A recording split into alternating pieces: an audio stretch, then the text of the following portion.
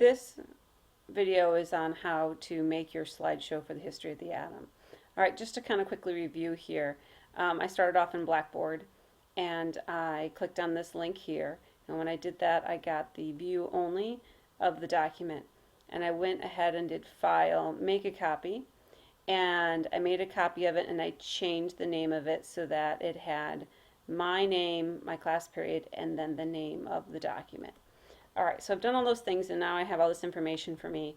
You know, if later I wanted to make a note of something that, you know, I still needed to find a picture, I could go ahead and make comments on my individual personal copy of the directions. Alright, so now I need to go through and actually make the slideshow. So what I would do is open a new tab at the very top, and then here's this grid here. When I click on this I get options for Google, and what I want is Drive. Click on the drive, and now my drive is going to come up, and I'm going to create a presentation. So this is where you're going to make the slideshow. It's called Google Presentation. Okay, once we come in here, we have an untitled presentation. It asks us to choose a theme. So let's say, I don't know, I'll just pick this light gradient. Okay, and then I hit OK. Don't worry too much about the theme because you can always change it later. For the most part, just grab something and go with it. Alright, so you can click on these boxes and you'll be able to, you know, type in things here as you go. Okay? Now, I need to make sure I name this.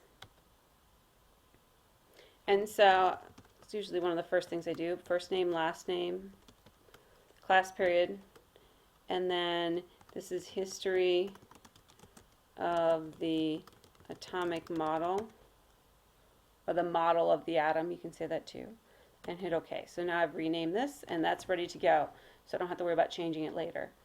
Alright, so now as you go through and you're adding things here, there's a few things to know. First of all, you can change the font. Okay, you can change the size of the font. You've got the other basics here, change the color, those sorts of things.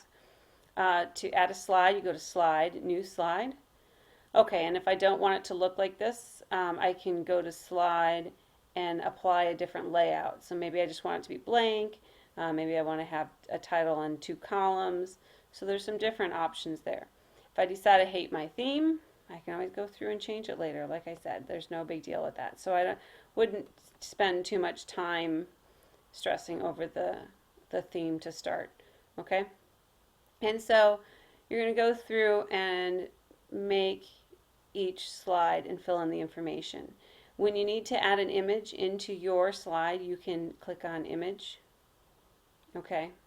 And you can do this a couple ways. You can drag an image from a different website and drag it into here. Okay?